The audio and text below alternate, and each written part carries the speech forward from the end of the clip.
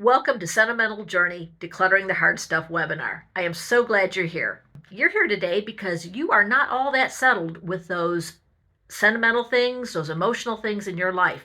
I know that because if you were settled with them, you would have a place for them in your home. You'd be able to display them or use them in your home, and you wouldn't feel like something isn't quite right with this stuff. We're going to be talking about that today. I'm Margaret. I'm a professional organizer. I've been doing it for over 20 years. A lot of that was out in the field, but for the last few years, it has been done. I'm doing it virtually, which means I get to work with people all over the US. And my favorite part of that is the teaching aspect. So let's get into teaching. But first, just a little bit of housekeeping. I really want to encourage you to stick with me to the end because one, you'll learn a whole lot if you do that. And two, I've got some things for you at the end. One of the things I'm going to be talking about is in a couple days, I am going to be doing a live Q&A session. You can ask questions about your own personal situation from things that you see in this webinar. You can bring up anything you want on decluttering. We're there to talk about it. Plus, I'm going to have some information on some extra perks that you get for being a part of this webinar. So stick with me to the end. When it comes to dealing with sentimental things, I've got good news and I've got bad news. The good news is you don't have to throw out everything. The bad news is probably some of those things will have to go. But the best news is we can find a balance. There really is a way to think through these things, maybe reframe some of the things that you're thinking about and help you move forward. So let's get that bad news stuff out of the way to begin with, just to make sure you really have a true grasp of the situation. You're watching this webinar because you're not at peace with something. You're not at peace because of one or maybe a combination of these things. You've got too much stuff. You have sentimental things along with the rest of your stuff in places that doesn't belong in your house. It's taking up room. You are not honoring those things potentially. They are stuffed in drawers and boxes. Things are getting dusty. Things are getting broken. They're not being taken care of. Or maybe you've got somebody else in the household, a spouse or somebody who's criticizing you for this situation, and that's not feeling good. You're just concerned, perhaps, that when you're gone, your kids are going to have a horrible, horrible mess to go through. Any of those reasons are robbing your peace, and that's what we want to address. So I think one of the helpful things to think about when it comes to sentimental things is there are different categories of things, and some are more sentimental to some of us, and others have a different way of looking at it. So let's talk a little bit about kids things. This is the stuff that you saved for your kids maybe since they were an infant, and you had visions of them being in their own home, and you deliver the boxes and the bins, and they're so thankful, and maybe you even go through all the things and everybody's happy. But it didn't turn out that way because when you said, hey, I've got stuff for you, your child said, I don't want that stuff. And it hurts. So I want to encourage you, first of all, to really reframe how you're thinking about this. Your child is not rejecting you. They are not rejecting the memories that you created together. They're rejecting the stuff. Now, are they wise in doing that? Are they not? It depends on the situation. But you know what? They are adults in this scenario, and they need to be respected and listened to. So I also want to get you thinking that sometimes things aren't always as they appear. So that thing that you saved because it was special and precious to you, let me give you a couple scenarios that others have shared with me and that I've seen as I've been out there in the field. So one mom, true stories, one mom, when her son was little, he needed some corrective surgery, and it was fairly extensive. And so it involved both of his legs being in a cast. So it was both legs in a cast and one of these little connecting bars in between to immobilize him. And of course it was tiny because he was just a little guy, and people signed it, and it was really a big part of their life, obviously. So when the cast comes off, she saves it. So 2 casts connected by a bar, has it for years and years, and when he's left and moved out on to his own, she says, look what I have, and that was among the things. And his reaction was, I don't want it. And she's thinking, why? This was such a precious time. You know, we got through it. It was all good news at the end. And his thing was, why would I want to keep something that reminds me of the most painful time of my life? Another scenario, true story again. Mom has china that she wants to give her daughter, and when she goes to do that, the daughter says, no, I don't want it. And the daughter never did give her the actual reason why she didn't want it, so mom was hurt. But here's the thing.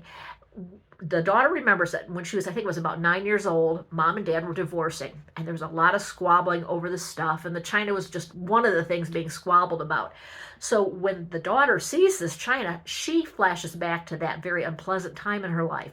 It's not something she wants to bring into her household. She loves her mom, she loves her dad, she does not love the china. And you know what? Truthfully, there's some things that do not hold up with time. For instance, I have never, in all my years of organizing, seen anybody want their baby teeth from when they were little. You know what happens to those cute little white teeth over time?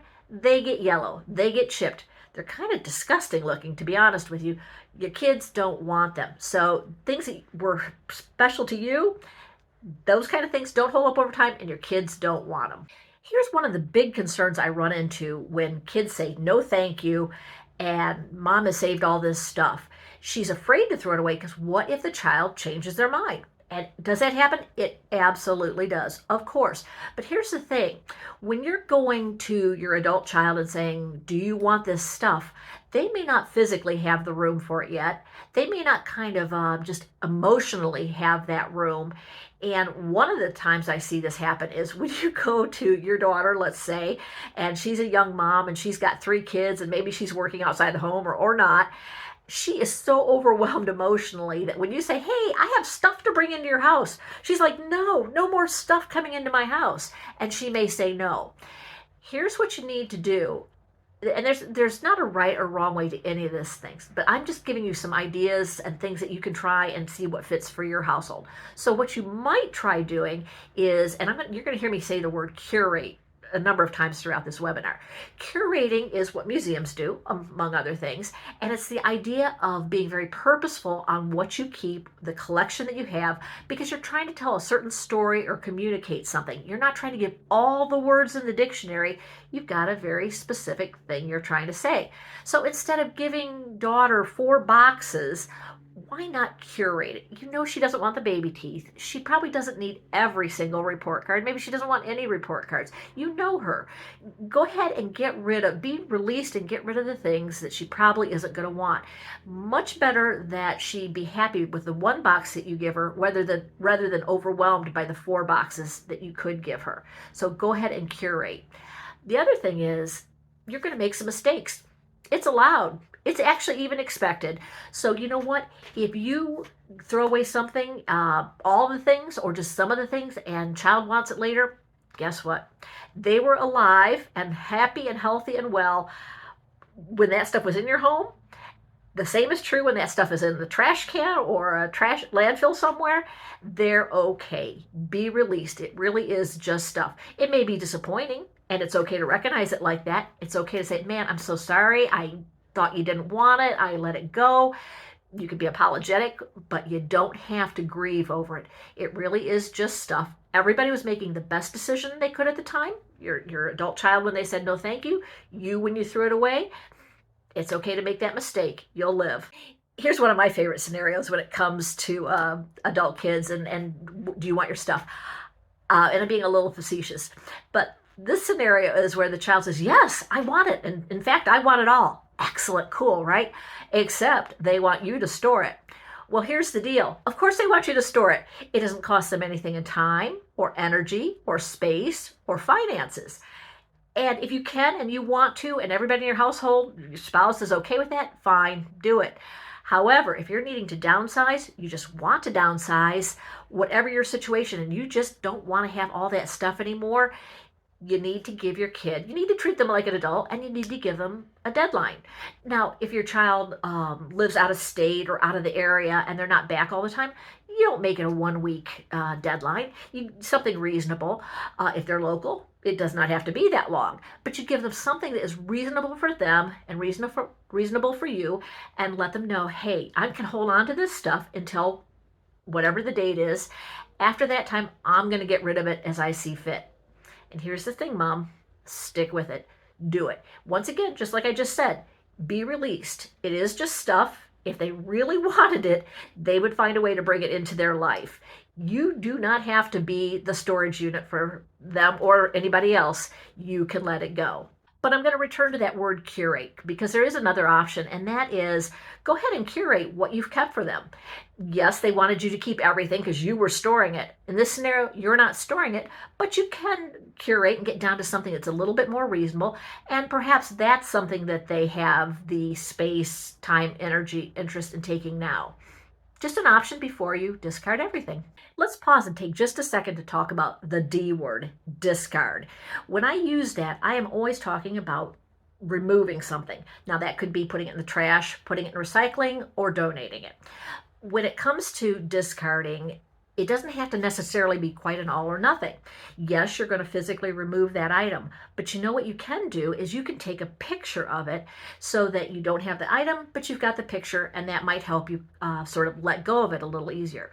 But let me give you some advice when it comes to taking pictures. You can go ahead and just take pictures on your phone, and there you go, you have them.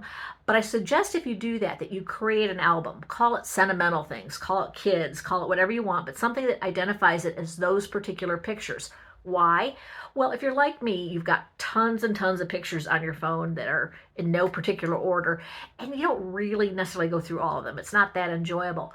But if you put the good pictures in an album, you will be more likely to go through that and enjoy them later. And when it comes to enjoying those pictures, here is my all-time favorite suggestion. And that is do a little bit of curating. There's that curate word again, so that you have kind of the best of the best. And maybe you even do some grouping. So all of your child's sports trophies, all of their I don't know, book reports or something, whatever you want to do. And you take a picture and have those pictures put into a photo book like Shutterfly or something, a brand like that. So much more enjoyable to sit down and look through a book, and you're very likely to do it, as opposed to, are you really going to pull a box out of the basement and go through it and look at those things? Nope, it's never going to happen. So photo books are such a great way. One other thing I like to mention too is if you have some things that stood the test of time and held up well, might be clothes, toys, books. If your child doesn't want them, great rule of thumb is if it's not blessing you, it should be blessing somebody else. Go ahead and give them. You can donate them. You can give them to a neighbor, because how fun is that to see them using and enjoying those things that your child did? So have some fun with it. Think of a really great place to donate and enjoy the blessing you're giving someone else. Okay, I'm going to slip in one here that I think is one of the hardest categories of things to deal with.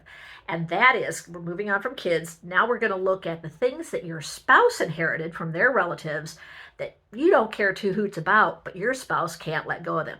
Super, super hard, because it's one thing to talk yourself through things and reframe, but when you're dealing with your spouse, you've got a whole different thing going on, because that's an adult and it is not your job to nag or arm twist or anything like that. So what can you do?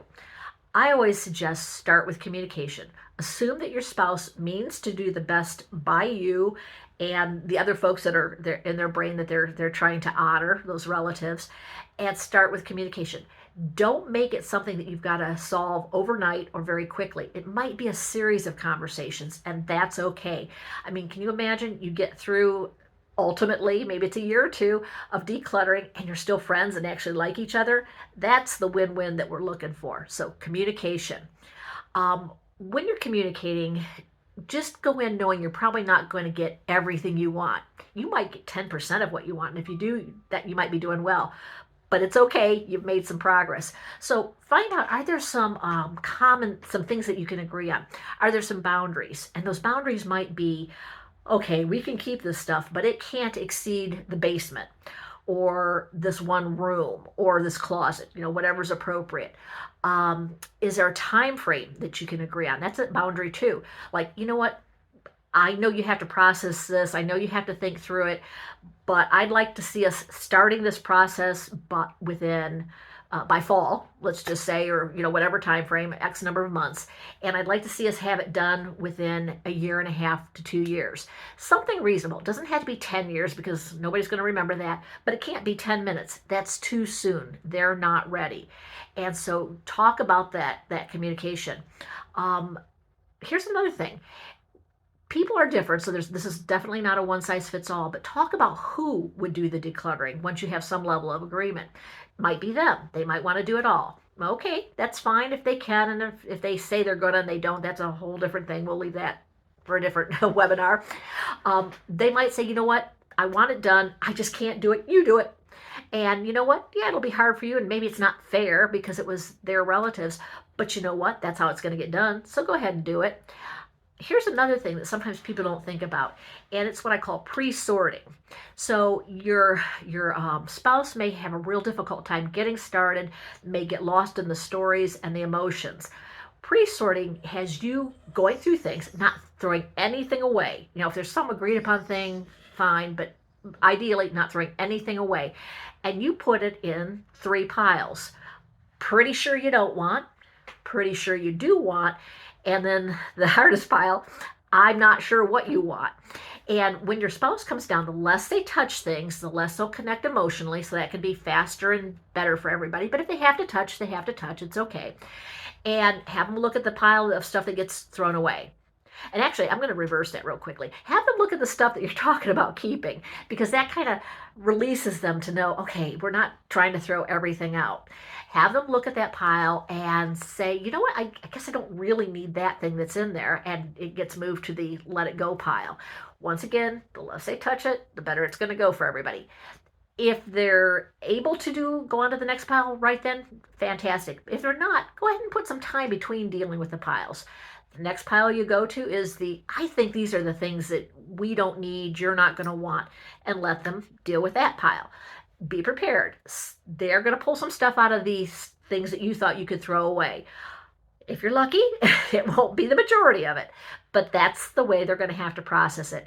And then, of course, what you're leaving till last is the hardest pile, and that is the I'm not sure.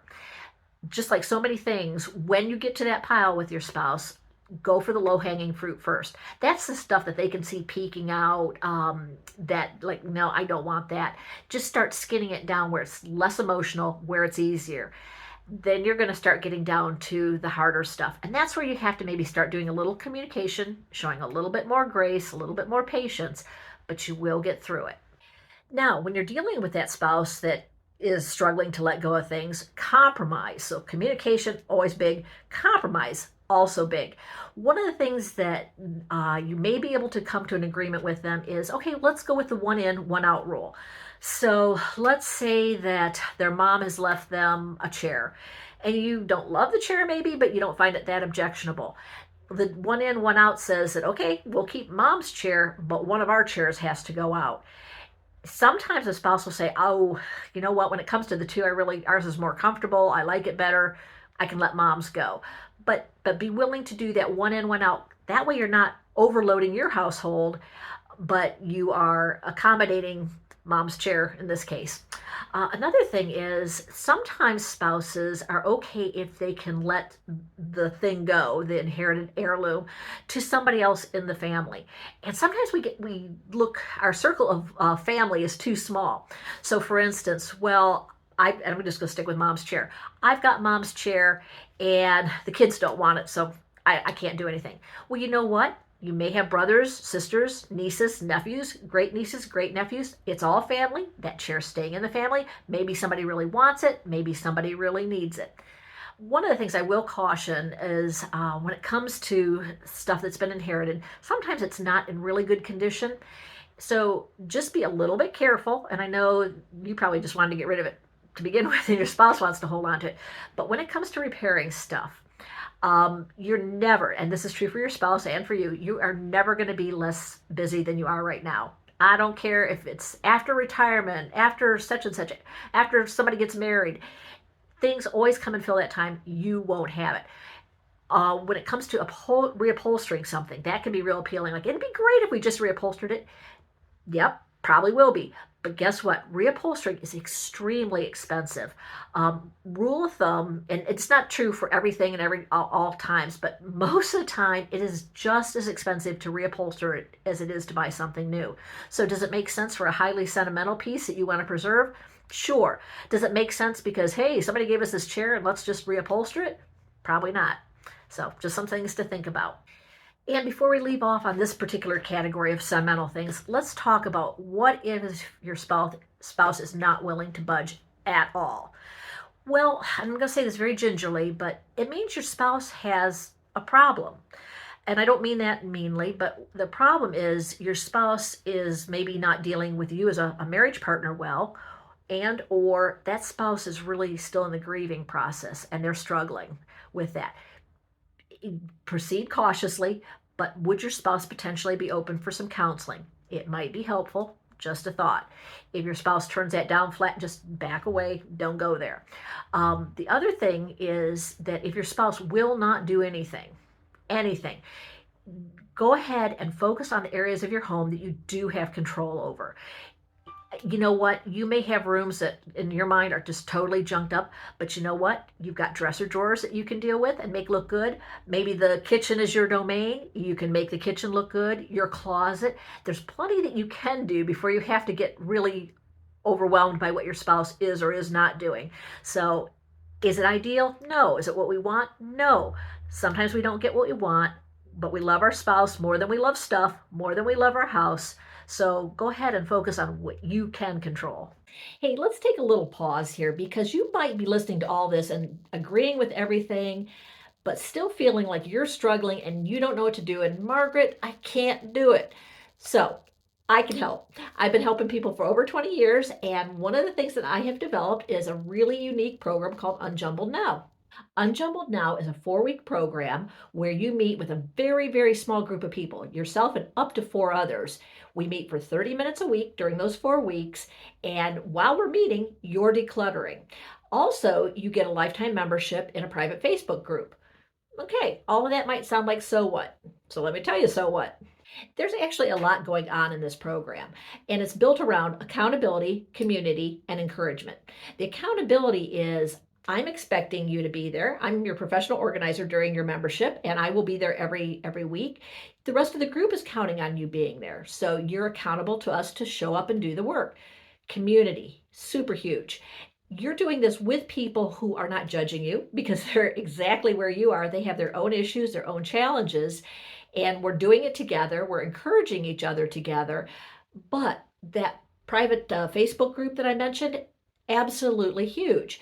That's a place where it's a lifetime membership. So during your membership and afterwards, you can go to that group, and of course I'm in there answering things. But if you have questions, you can ask them. When you're having a down day, like I'm just not feeling it today, we're there. We're going to cheer you up. We're going to encourage you to go on. We're going to just rave over your before and after pictures. The whole thing. It is just incredible how that community really helps. And then encouragement. You know what? It's discouraging when you feel like you haven't achieved your goals. It's discouraging when you feel like everybody else has some secret that you don't have. When you have me as your professional organizer, when you have a whole posse of people behind you, it's encouraging and it makes a huge difference.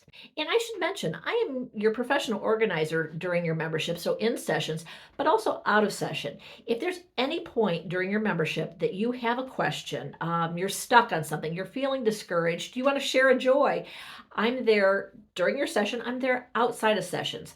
I'm accessible via email, I'm accessible in the Facebook group, and every so often there's a good reason that just doing a call outside of the membership helps too.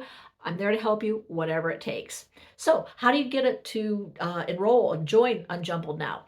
Well, you got 2 emails. When you got this email, that's the link to this webinar. You have another email that has a subject line: accountability, community, encouragement, yes, please. And in that email, there's a link that will take you to the page where you can purchase an Unjumbled Now membership. I'm going to encourage you to do that, and I'm going to encourage you to do it soon, and here's why.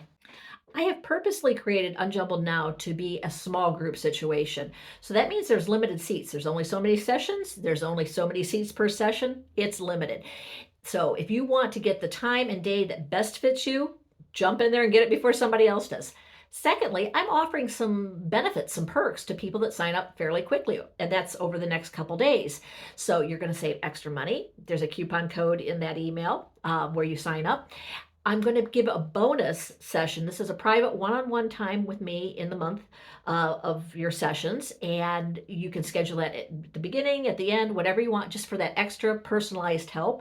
Once again, that perk is only there for a little while, so definitely enroll now, get your seat, get your discount and get your extra time with me. I'll give you a little bit more information about Unjumbled Now at the end, and it's really key information. So once again, stay till the end. Okay, let's go ahead and talk about what happens when you've inherited something from somebody, one of your relatives, and you're struggling with letting it go. One of the things I want to talk about is relationships. So a lot of times when we are considering ourselves or others that are having a hard time letting go of things that they've inherited, what we're envisioning is, oh, they were so close to their mom, they were so close to grandma, and that's why it's hard to let things go. That's true, but one of the things I see a fair amount is broken relationships also make it hard to let things go. When you didn't perhaps have a good relationship with mom and now you've got her stuff, having that stuff can be a connection. I wasn't close with her, but at least I have this. It can be something that's you're trying to solve. Like, who was she? We were not close, but maybe her stuff will give me some of the secrets. Because the relationship was not strong, maybe it was broken, there are unresolved things, and the stuff can get even harder to let go of, because if you do that, how are you going to resolve that relationship? When I'm saying that out loud, you're probably going, well, you can't resolve the relationship by having the stuff. But I want people to think about that, because that might be you. You might know somebody like that, and we want to have that empathy that, yeah, something was broken. They're keeping the stuff to try to resolve it. By saying the words out loud, sometimes it helps break that bondage. So let's start with some things that we can always remind ourselves when it comes to decluttering the hard things. One, stuff is just stuff. Things are things. They've always been things. They always will be things. They can't be anything but things. And people are people. Quite the opposite. So when we discard something, we are not discarding the person. That person, if they're gone, is in our minds, is in our hearts. They are not in something physical, not in material things. Now, one of the reasons that we struggle with giving up things is we're connected to those things. But sometimes it's more than just us and the thing. There are other people in this equation, aren't there? There is the giver. Maybe mom always said, when you get this, you should do. Never, ever sell this. Never get rid of that. That is a super, super common thing that parents have told us. I'm going to ask you, little aside here, please don't do that to your kids. You are now potentially asking your child to be in bondage to a thing when you're gone. You don't want to do that, Mom. Let it go. Don't do that. So let's get back to you. So you've got this thing that maybe the person that gave it to you just told you and expected you to keep it. Maybe there are other family members. So maybe you've got something of grandma's, and you know grandma could have cared less if you kept that quilt or not. But boy, your mom cares a whole lot whether you do or not. So expectations of other family members. The other thing is there is a actual role. It's not a paid position. It's not an official position typically, but family historian. You might welcome that role. You might have embraced it, and okay, that's fine. I find so many people that just sort of by default become the family historian. It's that expectations thing again. If I don't do it, who will? Everybody expects me to do it. I have more room than other people, whatever the reasons. You have to be the boss of your life. You have to be your own best advocate. You do not have to be the family historian if you don't want to. If you once wanted to, but now you don't want to, you need to decide who you are, what you want to do, what your limits are, and go accordingly. So, in thinking about that, and I apologize if anything I say sounds like, oh, easy for her to say, or, well, you don't understand my situation. I do understand your situation, and I do empathize. I know it's hard, but I'm also going to remind you back at the beginning when I said, hey, this isn't easy, but you're here for a reason. You're here because you know that something isn't settled. If you had inherited stuff and you had a way to use it, a way to display it, a way to honor it, you wouldn't need this webinar. You're here, you're watching, because you need this information. So let's think about some scenarios, okay? I'm not saying every scenario will help you, but I want you to kind of think of some ways that you can reframe things, and they might speak to you. So in this scenario, you've been, and I'm just going to use a rocking chair for all these examples because I see this happening. You've been given a rocking chair, and you kind of think you should keep it, and man, the family expectation is that you will keep it and you will pass it on and on and on. Fast forward 500 years. What is the likelihood that that rocking chair is still in the family? It is not real high, right?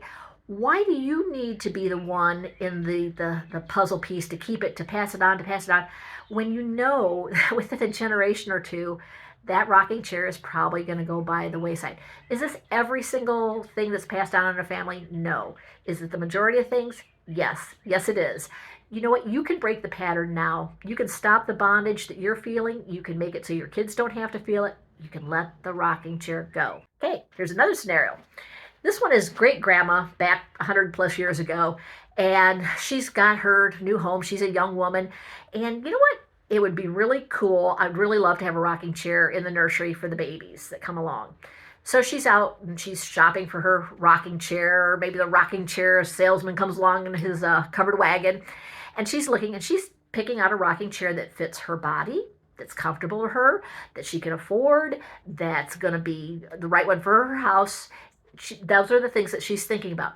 Do you think for 1 second that one other factor that she added in was, and you know what, I need to make sure that my great granddaughter likes this because I expect her to hold on to it?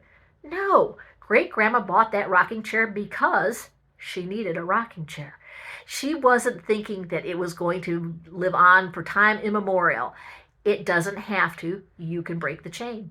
Here's another one that I shared with a fellow that I was working with once. He was very sentimental, wonderful guy, but everything that had come to him, he had to hold on to.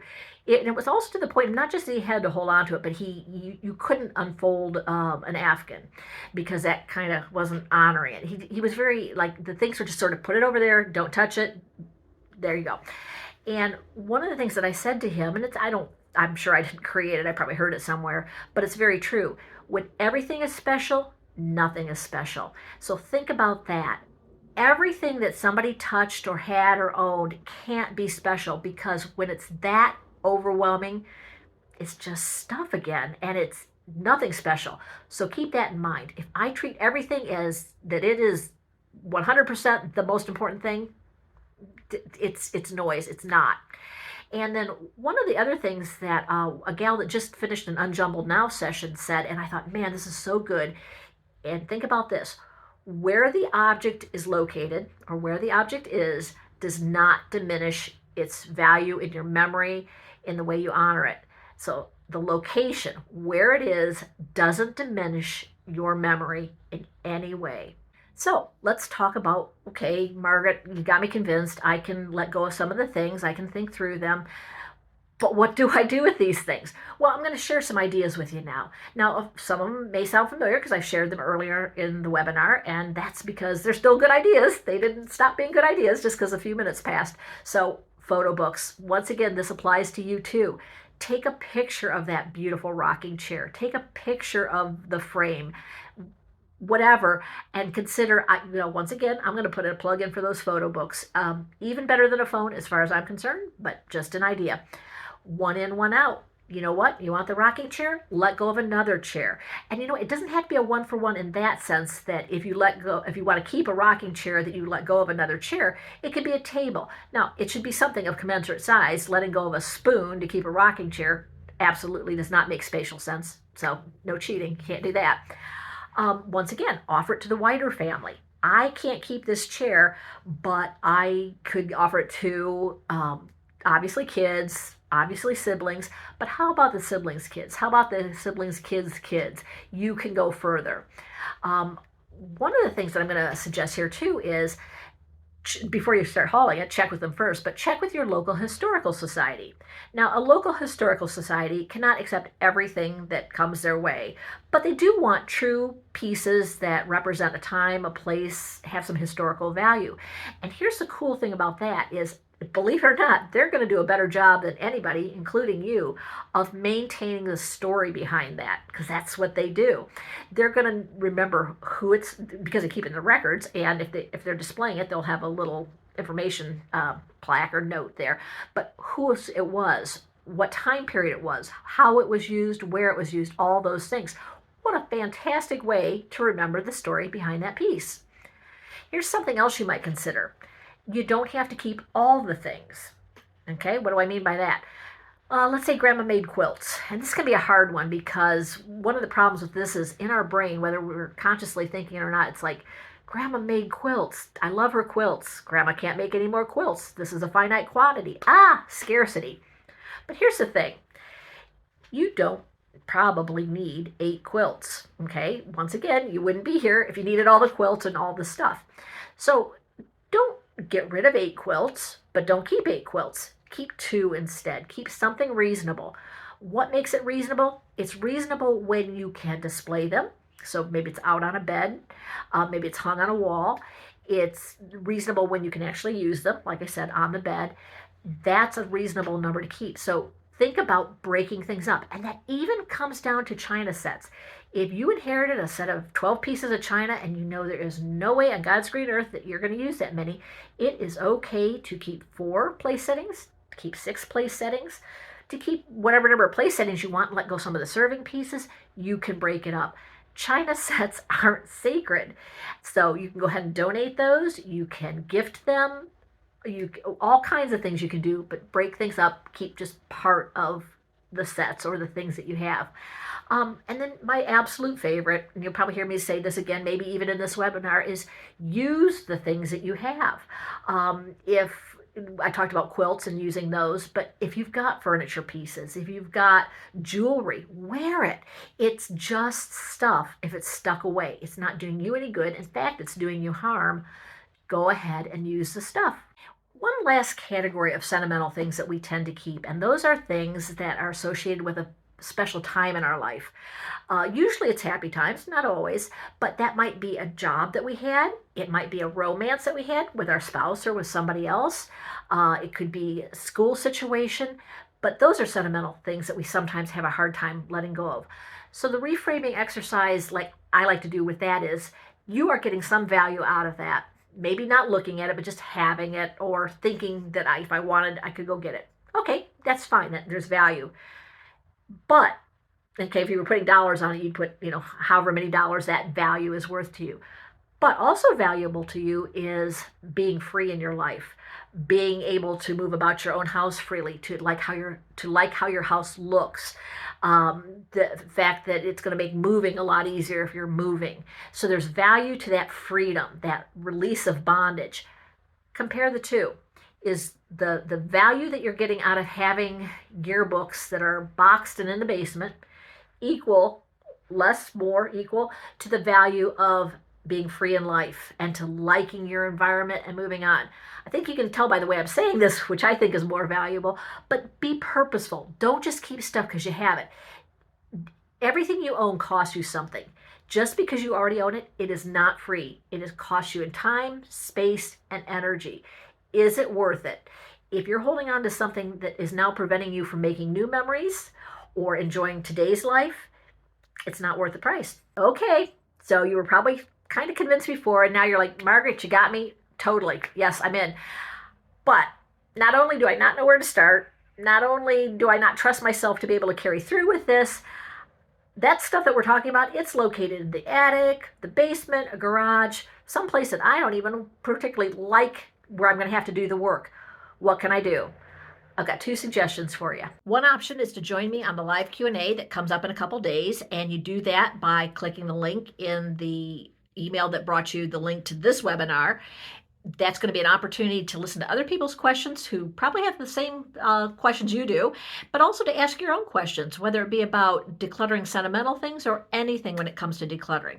So go ahead and plan on joining me at that. And remember that song from Mary Poppins, "A spoonful of sugar makes the medicine go down"?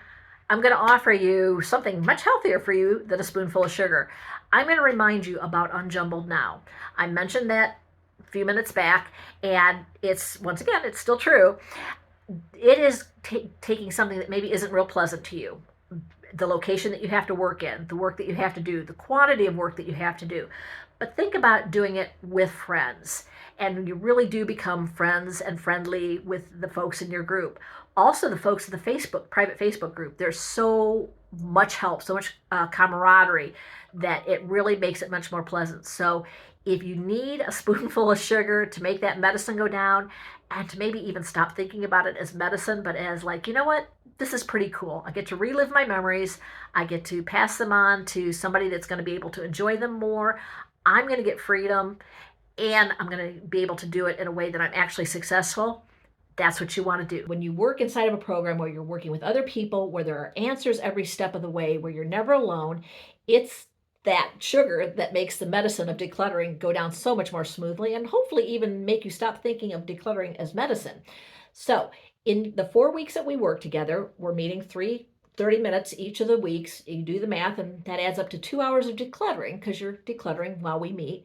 And you're like, well, that's not going to do the trick. Here's the thing. Here's what happens. Here's kind of the secret sauce and the magic.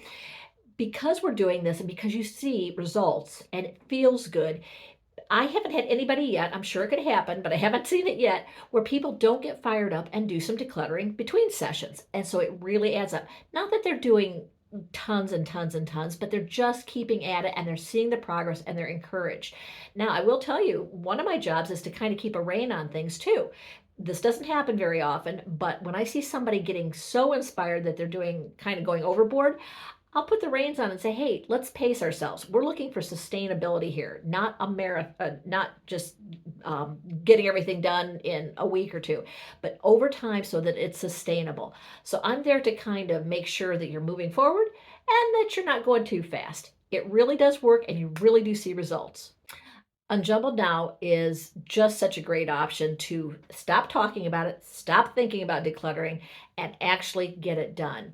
Now would be the perfect time to go to that email with the subject line accountability, community, encouragement, yes, please, and sign up. Remember, by signing up soon, you're going to get the best opportunity to get the time and day session that you want.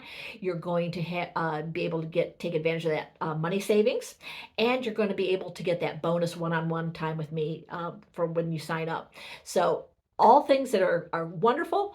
Also, things that are going to go away. Next week, I open Unjumbled Now up to the general public, so seats are going to go fast. This is the time to do it. I also want to thank you for joining me on this webinar. It was really a pleasure to have you here. I hope that I get to meet you live, and I can do that if you join on the live question and answer in a couple days, as well as Unjumbled Now. So let's do this together.